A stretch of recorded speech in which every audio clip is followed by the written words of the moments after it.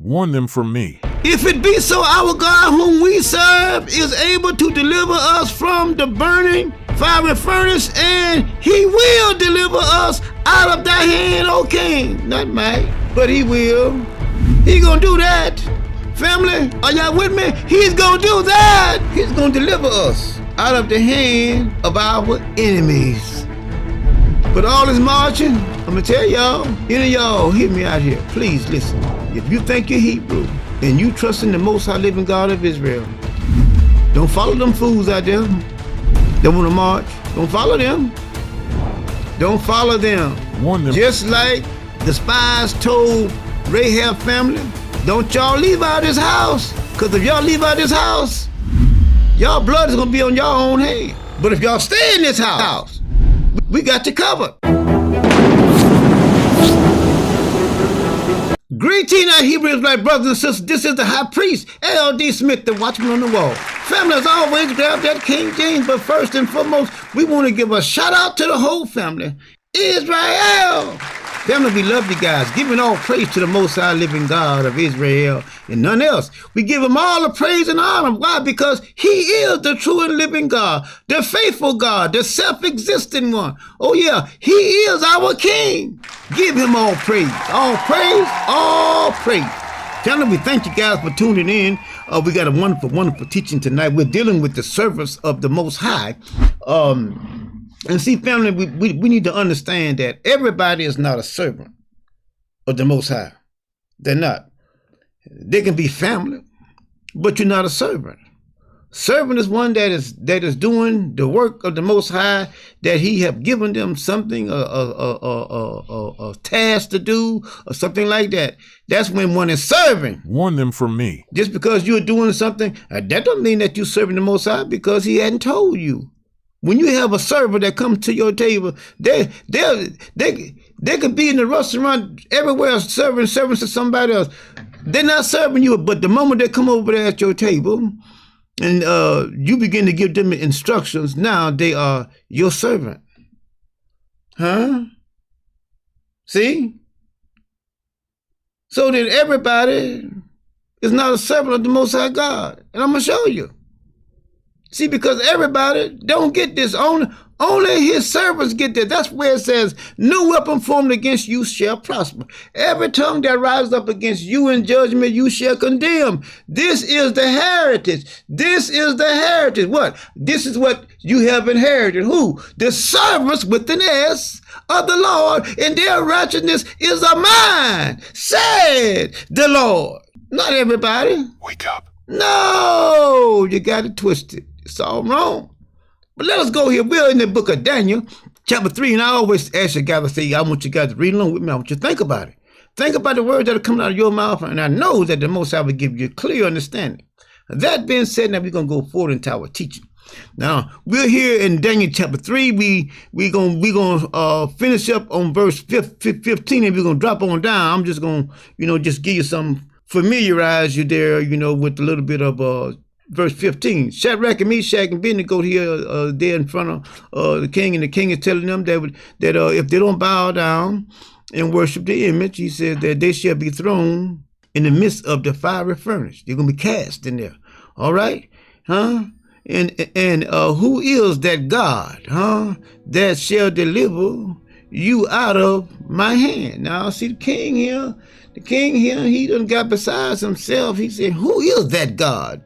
Now, that being said, that brings back something to me way back in the book of Exodus. If my memory serves me right, I know it. I know he said it. Pharaoh told Uncle Moses and Aaron, his brother, who is this God that I might obey him? Y'all need to get on back to y'all business. Huh? See, so everyone has to learn about this God of the Hebrews. You know why? Because they all had their own God, and they believed in their own God. But the God of the Hebrews, he is God. Huh? Now let us go here now. I'm going to show you. Verse 16, Shadrach, Meshach, and Abednego answered and said to the king, O Nebuchadnezzar, we are not careful to answer thee in this matter. So in other words, we don't have to be careful, how we speak to you. Now, all you guys know that scripture says that where there is the word of a king, there's power.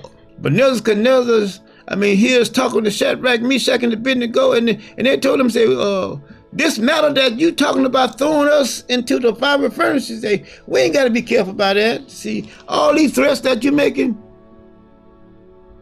that's moving us. That ain't moving us. We don't have to be careful. We ain't got to be shaken. We'll talk to you just like you never said that. Made that threat. Look what he says. If it be so, our God whom we serve is able to deliver us from the burning fiery furnace, and he will deliver us out of thy hand, O king. Not might, but he will. He is. Yeah, he is. He gonna do that. Family, are y'all with me? He's gonna do that. He's going to deliver us out of the hand of our enemies. But all this marching, I'm going to tell y'all, any of y'all hear me out here. Please listen.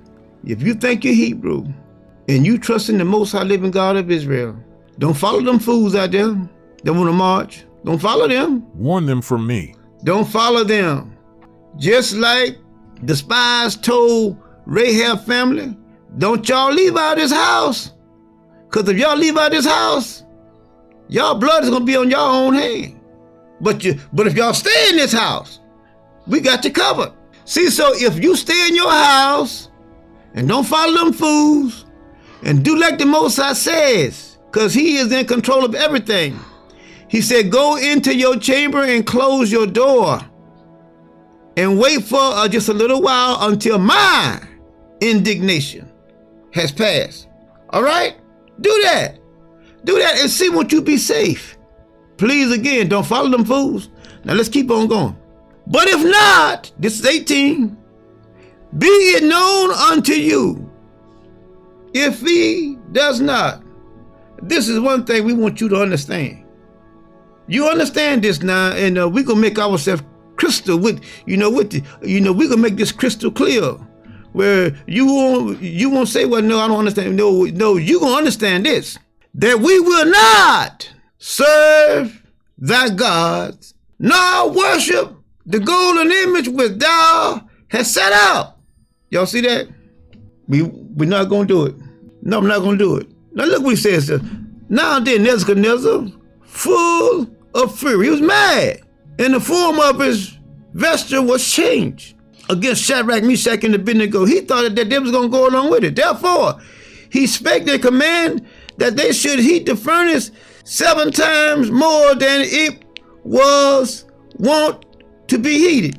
And he commanded the most mighty men that were in his army to bind Shadrach, Meshach, and Abednego and cast them into the burning fiery furnace. Then the men were bound in their coats, their hose, and their hats, and their other garments, and were cast into the midst of the burning fiery furnace. Here we are, baby, it's getting good now. You just watch God. Just wait and see what God is going to do. That's all you got to do. We got to wait and see what God's going to do. He said, those that wait upon the Lord shall renew their strength. Wait on God. Let's see what he's going to do. Let's see what he's going to do. Therefore, because of the king's commandment was urgent, and the furnace exceedingly hot, the flames of the fire slew those men that took up Shadrach, Meshach, and Abednego. Told you, touch not my anointed and do my prophet no harm. People always putting their hands on God's property. Warn them from me. Yeah. Always see, you can't be putting your hands on God's property. You cannot be putting your hands on the Most High's purchased prize. Precious. He said that you were precious in my sight. Only you have a love. And I tell y'all, family, I was working over at General Motors plant years ago, and this white guy, he would bother me all the time, every day. And I was in Christianity, and I believed in that bullshit about turn of the cheek. He pushed me to the point where I got tired. And I made my mind up. I said, tomorrow I'm gonna kill this cracker. I did. I said it just like that. And the Most High knew my heart. He knew that I had put it up here in my heart that tomorrow I'm gonna kill you. And family, when I came to work, the Most High had them kill that cracker for me. Yeah. He was dead in his house. The union did a welfare check 3 days later and found him graveyard dead. Yeah, he did. Yes, he did. See, the Most High servant, the one that he has chosen, don't you put your hands on, don't you do that. But see, individuals, they put their mouth on the Most High's individual too. Say all kind of lies and things, but believe me, those things gonna come back to haunt you. Look what he says here.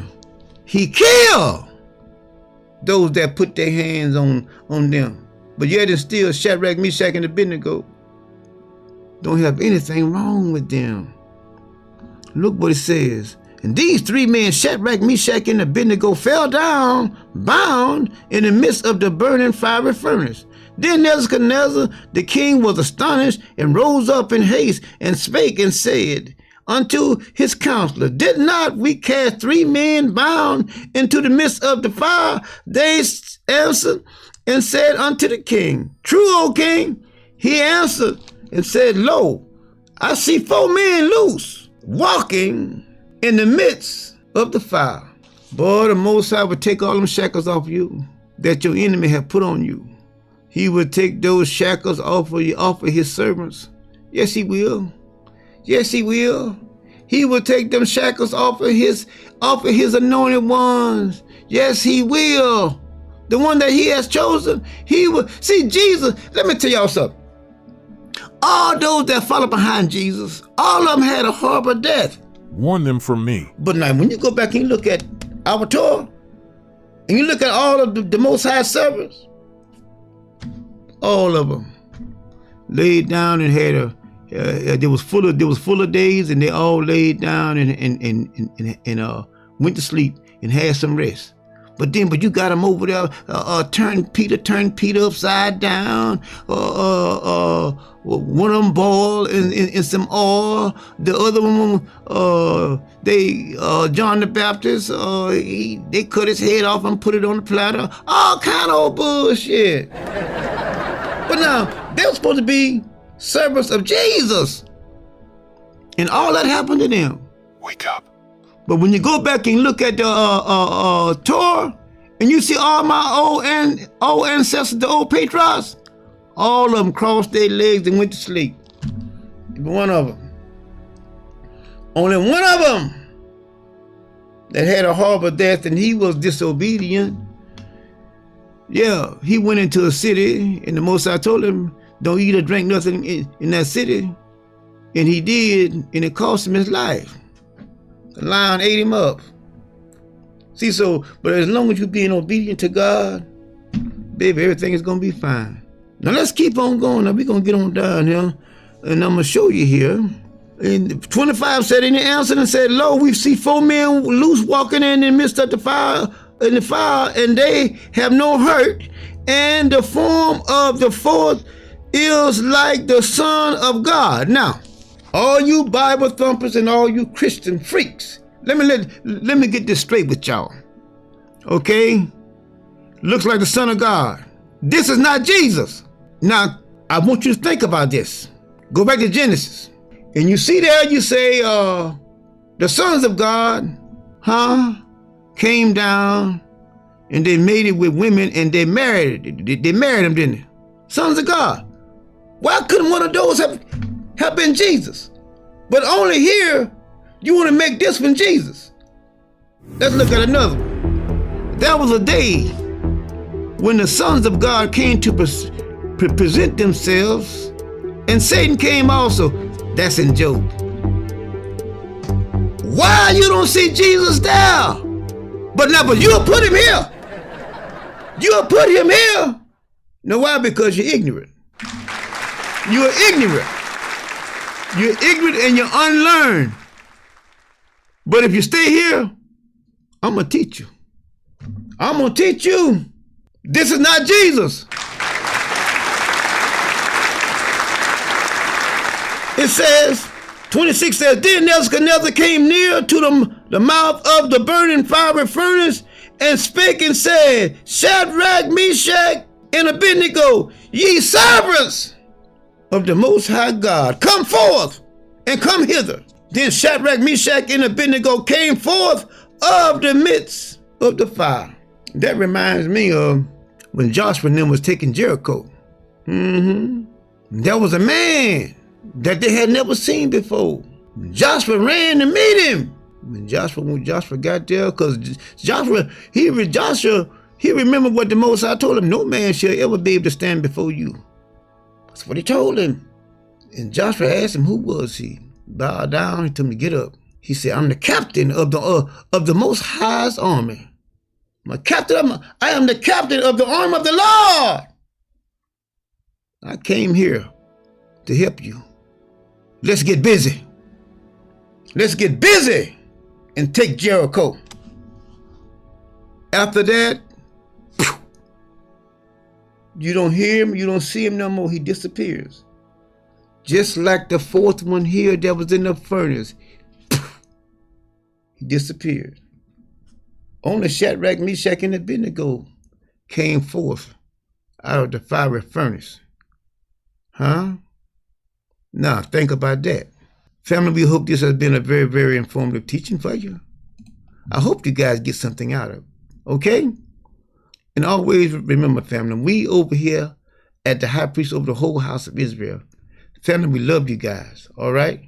Go back, watch the videos, think about it, ponder, imagine.